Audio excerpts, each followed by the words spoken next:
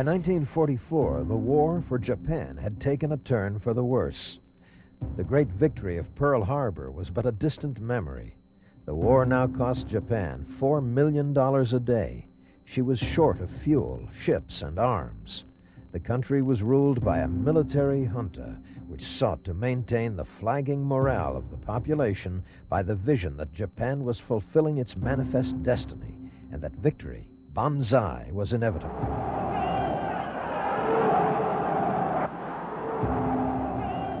Vice Admiral Takashiro Onishi, inspired by the ancient Japanese tradition of self-sacrifice, came up with an idea for a new weapon, the kamikaze. The idea was to put young pilots into cheap planes loaded with explosives and have them fly straight into the American battleships. The word in Japanese means divine wind. Like the mythical Japanese wind, these suicide pilots would be endowed with the glory of gods, wresting vengeance from the American enemy. Prior to takeoff, kamikaze pilots drank their last cup of sake, then lifted off for the last time for their rendezvous with death.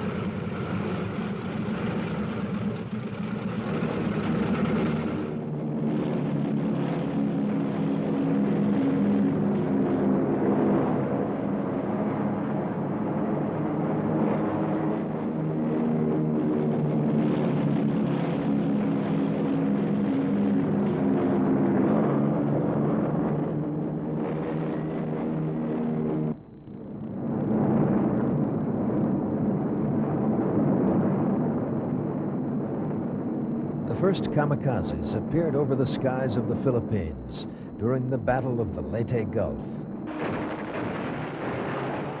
The Lexington, the Yorktown, and the Bunker Hill all came under fierce attack by hordes of kamikaze fighters.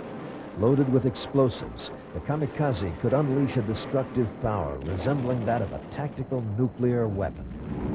The result was devastating.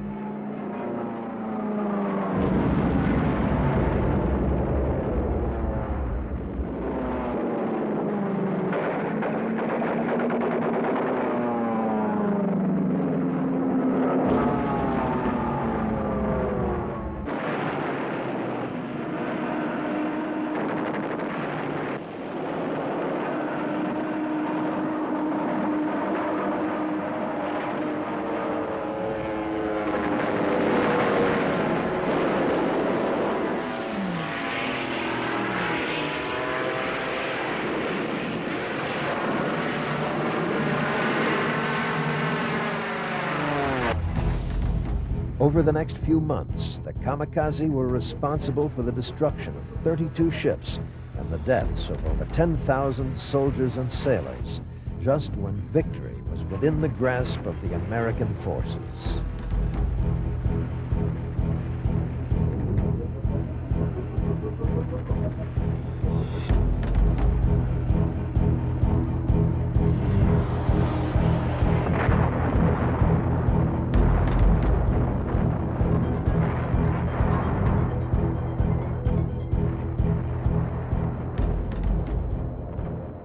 The lessons of Midway, the Bismarck, and the kamikaze, and how capital ships could be vulnerable to air attack, were well absorbed in the years after the war.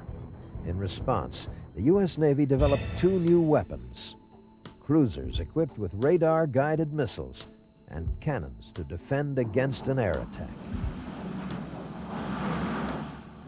And on carriers, the deployment of radar command planes which could plot any threat across hundreds of miles.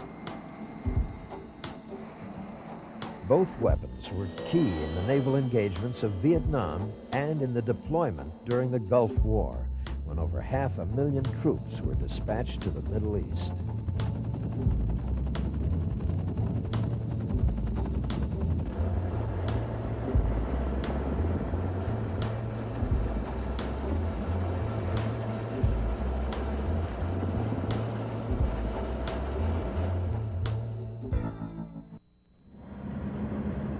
Even in the age of jumbo jets and space travel, the world still relies on shipping as its most important form of transportation.